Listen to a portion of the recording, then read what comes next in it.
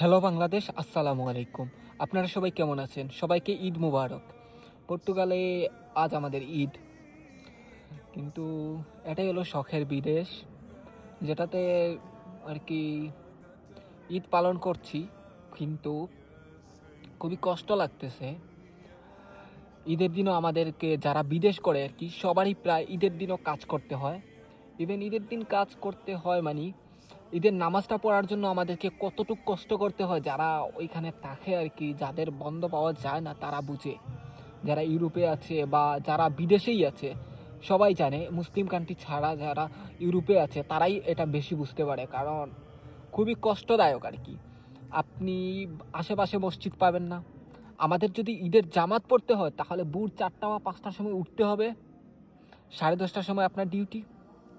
এর আগে আপনাকে পৌঁছাতে হবে আপনার সিটিতে, আবার কাজের জায়গায়। এখানে মালিককে দোষ দিয়েও কোনো লাভ নেই, কারণ আপনি তো রুলস রেগুলেশন সব কিছু জেনেই কাজে লেগেছেন, তাই না? সব কিছু ওদের কন্ট্রাক্ট আছে, সব কিছু আছে, আপনি তো বুঝেই কাজ করতেছেন। কিন্তু ঘুরে ফিরে একটাই জিনিস খারাপ লাগে, যারা বিদেশ নিয়ে অনেক চিন্তা ভাবনা করেন, অনেক জিনিস বুঝেন, বিদেশের লাইফ অনেক রঙিন, অনেক জাঁকজমকপূর্ণ, এরকম কিছুই না। আরও কতটুকু কষ্টদায়ক আপনারা এটা বুঝতে পারবেন যারা আসতে চায়, এবং যারা এসেছে তারাই বুঝতে পারবে। আর যারা আসেনি তারা তো বিশ্বাস করেন, তারা কোনো কিছু ইমাজিনই করতে পারবে না এত পেইনফুল একটা জায়গা। এবং কেউ কারো না, নিজের সাথে নিজের প্রতিনিয়ত লড়াই করে যেতে হবে, এবং কতটুকু কষ্ট হয়, কতটুকু নিজেকে মানিয়ে নিতে হয়, কত কিছু শুনতে হয়, এগুলো আপনি নিজে যদি ফেস না করেন তাহলে জীবনে বুঝতে পারবেন না। আর ফেস কী করতে হয় এটার কোনো ধারণা নেই আর কি। আউট অফ বক্স মানুষ বলা হয় হেল্প করার কথা, আউট অফ বক্স আপনাকে পেইন সহ্য করতে হবে। এবং কোনো ফেস্টিভ্যালেই যদি আপনার যদি যেদিন বন্ধ ওই দিন ছাড়া যদি কোনো ফেস্টিভ্যাল না হয় তাহলে আপনার কোনো বন্ধ নেই। এক্সট্রা কোনো বন্ধ যে পাবেন এমন কোনো কিছুই না।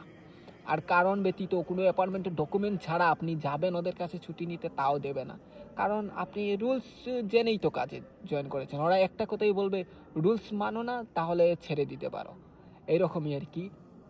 আর ঈদের একটা জিনিস, ঈদের আমেজ সব কিছু, ঈদ মুবারক সবাইকে, সবাই ভালো থাকুক। আর যারা বিদেশে আছে তাদের জন্য আর কি অনেক স্যালিউট। যত মানুষ হলো প্রবাসী, প্রবাসী ভাইদেরকে ঈদ মুবারক, এবং ভালো থাকবেন অবশ্যই। আর এই কষ্টটা যারা ফরেনি আছে তারাই একটু বেশি বুঝতে পারবেন। আর ঈদের জামাত যদি আমাদেরকে পড়তে হয়, আমার এখানে যারাই আছে, ঈদের জামাত পড়তে হলে 5:30টার ট্রেন ধরতে হবে, 8:30টায় জামাত, 7:30টায় যেয়ে পৌঁছাবো। পরে 8:30টার জামাতের শেষে আমাদেরকে আবার এগেইন আমাদেরকে 9:10-এর যেটা ট্রেন আছে ওইটা ধরে আবার আমাদেরকে ব্যাক করতে হবে কাজে ব্যাক করতে হবে। আমরা 10টা 15-তে এসে পৌঁছাবো।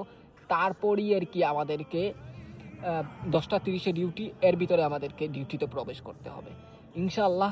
বরাবরই এরকম হয়ে আসছে এই লাস্ট 2 বছর ধরে, এবারও হবে ইনশাআল্লাহ। এটা আর কি আমার মনে হলো এটা শেয়ার করার একটা বিষয়, গুরুত্বপূর্ণ একটা বিষয়।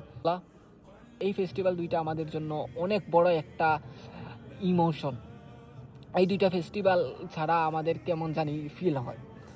আর খুবই খারাপ লাগে, বিদেশ যারা ইউরোপ যারা করতেছে বেশিরভাগ মানুষই এই কষ্টটা ফিল করে। বিদেশ করে যারা প্রবাসী, যারা বিদেশ করতেছে তারাই জানে দেশের লাইফ আর বিদেশের লাইফের মধ্যে তফাৎ কী। আর কি কোনো ফেস্টিভ্যাল পাবেন না, কোনো কিছু পাবেন না, ঈদ রমজান কোনো কিছু না, শুধু আপনি পালন করে যাচ্ছেন কিন্তু ওই ঈদটা আপনি পালন করতে পারতেছেন না। আপনি সব কিছু মানতেছেন, সব কিছু করতেছেন, কিন্তু ঈদের সময় আপনার ছুটি নেই। ঈদের জামাত পড়তে হলে আপনার এত কিছু করতে হবে, তারপর লাগে। এবং যারা বাই আছে এই জিনিসগুলো মানেন তাদের জন্য অনেক দোয়া এবং ভালোবাসা। এবং আর একটা কথা এসছে, যারা দেশে আছেন, দেশে যদি আপনি ভালো কোনো পজিশন থাকেন তাহলে জীবনে বিদেশের কথা চিন্তা করবেন না। যারা আর কি বিদেশে এসে আর কি আটকা পড়ে গেছেন তারাই জানে আর কি দেশে যাওয়ার ইমোশনটা কি, এবং দেশের অনুভূতি দেশই ভাই। দেশের কোনো রিপ্লেসমেন্ট হয় না। আপনি যত বড়ই দেশে চলে যান, যতই ইনকাম করুন, দেশের ভালোবাসা, দেশের মায়া মহব্বত এই আপনি অন্য কোথাও পাবেন না।